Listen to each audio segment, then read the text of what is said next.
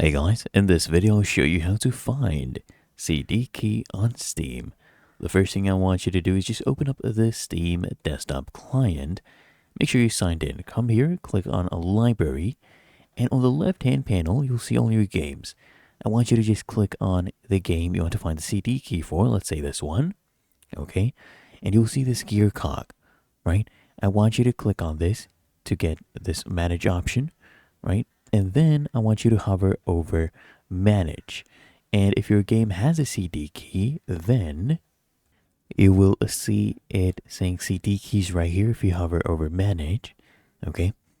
And all you have to do is just go ahead and click on that first option, CD keys.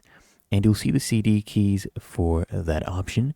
And you can just go ahead and copy this key to your clipboard, and you'll be able to use this. You can also just write it down, and really that easy. If you found this helpful, make sure you smash that like button, subscribe to App Mentor.